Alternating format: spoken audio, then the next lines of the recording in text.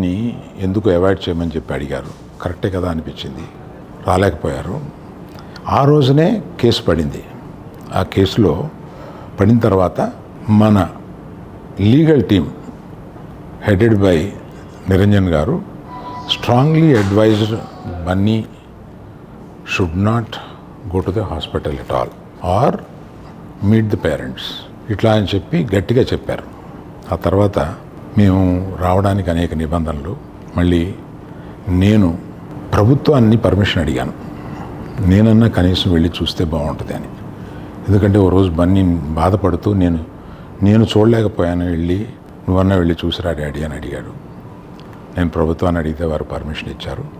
ఈ పర్మిషన్ నాకు ఇచ్చిన చీఫ్ మినిస్టర్ గౌరవనీయులు రేవంత్ రెడ్డి గారికి, పోలీడే హాస్పిటల్ ఐసీయూలో ఉన్న శ్రీతేజ్ ఐసీయూలో చూసి బయటికి వస్తున్నాను. డాక్టర్స్ అందరితోటి నేను మాట్లాడాను. అబ్బాయి రోజు రోజుకి రికవర్ అవుతున్నారు. లాస్ట్ 14 డేస్లోనూ, పర్టికులర్ లాస్ట్ 10 డేస్లో రికవరీ కనపడుతుంది. బట్ చాలా టైం పట్టొచ్చు అని కూడా చెప్పారు. ఇలాగా ఆ అబ్బాయి కోలుకోవడానికి ఏమైనా చేయడానికి మేము సిద్ధంగా ఉన్నాము. అది కాకుండా ప్రభుత్వం కూడా వచ్చి మేము దీన్ని తీసుకుంటాము, ఈ అబ్బాయిని సంపూర్ణ ఆరోగ్యంతో చూడడానికి ప్రభుత్వం కూడా ముందు రావడం చాలా అభినందనీయం. చాలామంది అభిమానులు కానీ, బంధువులు కానీ, మిత్రులు కానీ అల్లు అర్జున్ ఎందుకు హాస్పిటల్కి వెళ్ళలేదు అని అడుగుతున్నారు. దానికి కారణం చెప్తాను.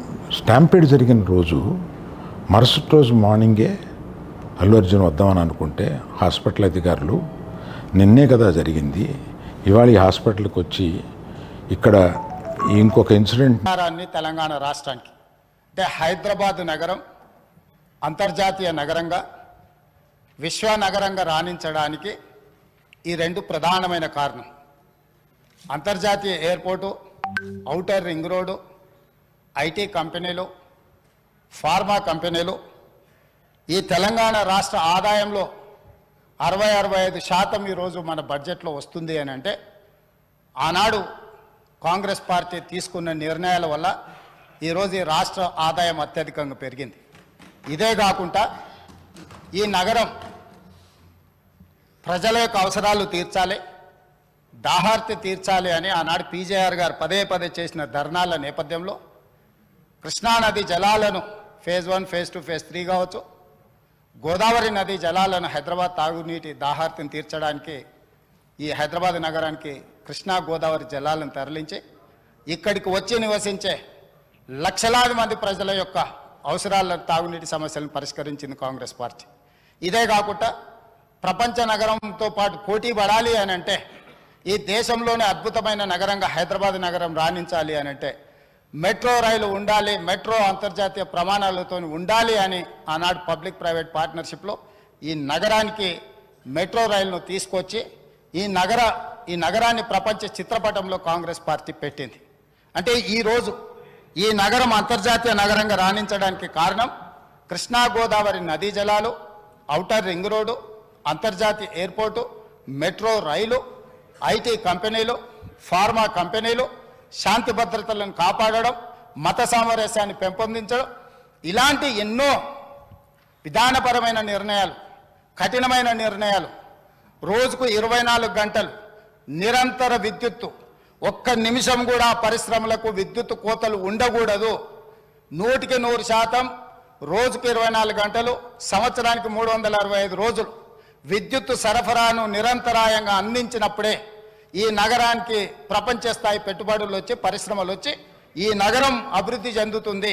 ఇక్కడ చదువుకుంటున్న యువకులు డాక్టర్లుగా, లాయర్లుగా, ఇంజనీర్లుగా ముఖ్యంగా రాణించాలి అని ఆనాడు ఎన్నో కాలేజీలతో పాటు ఆనాటి ప్రభుత్వం తెచ్చిన ఐఎస్బి కావచ్చు, IIIT కావచ్చు, ఐఐటీలు కావచ్చు, ఇట్లాంటి అంతర్జాతీయ విద్యా సంస్థల్ని తీసుకొచ్చి ఆ సంస్థల్ని పెంపొందించి ఒక క్రీడా స్ఫూర్తిని పెంపొందించాలని క్రీడా స్టేడియంలను కట్టడమే కాకుండా అంతర్జాతీయ స్థాయి క్రీడల్ని నిర్వహించడం ఈ హైదరాబాదు నగరంలో ఆనాడు ప్రభుత్వాలు తీసుకురావటంటే హైదరాబాదు నగరం రాణించింది. అందుకే ఈరోజు మనము 2 లక్షల పైచిలకు కోట్ల బడ్జెట్కు చేరినాము అంటే ప్రధానమైన ఆదాయం ఇదే. వీటితో పాటు జలయజ్ఞంలో భాగంగా తెలంగాణ రాష్ట్రం ఎడారిగా మారిపోతుంది. ఈ రాష్ట్రంలో సాగునీటిని మొత్తం ప్రతి ఎకరాకు అందించాలన్న ఒక లక్ష్యంతో జలయజ్ఞంలో భాగంగా కల్వకుర్తి కావచ్చు, భీమా కావచ్చు, నెట్టంపాడు కావచ్చు, కోయిల్ సాగర్ కావచ్చు, జూరాల పునరుద్ధరణ కావచ్చు, లేకపోతే ఆర్డిఎస్ ప్రాజెక్టులు కావచ్చు, లేకపోతే శ్రీరామ్ సాగర్ కావచ్చు, శ్రీపాద ఎల్లంపల్లి కావచ్చు, ప్రాణహిత చేవెళ్ళ కావచ్చు, తుమ్మిడిహెట్టి దగ్గర ప్రాజెక్టు నిర్మించడం ద్వారా 38,000 కోట్ల రూపాయలతోని 16 లక్షల ఎకరాలకు నీళ్లు అందించాలి. చేవెళ్ళ ఎక్కడే ఆదిలాబాద్లో తుమ్మిడిహెట్టిలో మొదలుపెట్టిన గోదావరి జలాలను చేవెళ్ళ వరకు వికారాబాద్, తాండూరు నా నియోజకవర్గం, మీ నియోజకవర్గమైన కొడంగల్ మన వికారాబాద్ వరకు తరలించాలని చేవెళ్ళ దగ్గర దాదాపుగా 1,000 కోట్ల రూపాయలు ఖర్చు పెట్టి ప్రాజెక్టులను చేపట్టారు. ఆనాడు మనతో పాటు ధర్నాల పాల్గొన్న దురదృష్టవశాత్తు అటుపోయినా చేవెళ్ళ ప్రాంతానికి, వికారాబాద్ ప్రాంతానికి, తాండూరుకు, కొడంగల్కు నీళ్లు తేవాలని ఆలోచన కూడా చేయలేదు. ఈ నేపథ్యంలో అద్భుతమైన నగరంగా తీర్చిదిద్ది ఔటర్ రింగ్ రోడ్డుని మనం అప్పు తెచ్చి మొత్తం పూర్తి Hyderabad growth corridor limited HGCL నేతృత్వంలో ఈ అద్భుతమైన ఆస్తిని 1,000 లక్షల కోట్ల రూపాయల విలువైన ఆస్తిని 6,500 కోట్ల రూపాయల అప్పు తీసుకొచ్చి నిర్మించి అప్పు పూర్తి చేసి డెట్ ఫ్రీ చేసిన అధ్యక్ష. డెట్ ఫ్రీ చేసిన ఔటర్ రింగ్ రోడ్డుని అప్పనంగా ఆయాచితంగా అమ్ముడు పోయి అమ్ముకొని ఎన్నికల ముందు హడావిడిగా వాళ్ళ క్లియర్గా తెలుసు ప్రజలు తిరస్కరించారు, ప్రజలు ఓడించబోతున్నారు, ప్రజలు బొంద పెట్టబోతున్నారని తెలిసి ఉన్నదల్లా తెగ నమ్ముకొని దేశం విడిచి పారిపోవాలన్న ఆలోచనతోనే ఔటర్ రింగ్ రోడ్డుని అమ్ముకున్నారు. అయితే ఈరోజు మాజీ ఆర్థిక శాఖ మంత్రి, ఎందుకంటే వారు ఆర్థిక శాఖ మంత్రిగా ఉన్నప్పుడే అది అమ్మిండ్రు, ఈరోజు వారే డిమాండ్ చేసిండ్రు ఈ ఔటర్ రింగ్ రోడ్ అమ్మకం మీద మీరు విచారణ ఇయ్యండి అని. నేను మనస్ఫూర్తిగా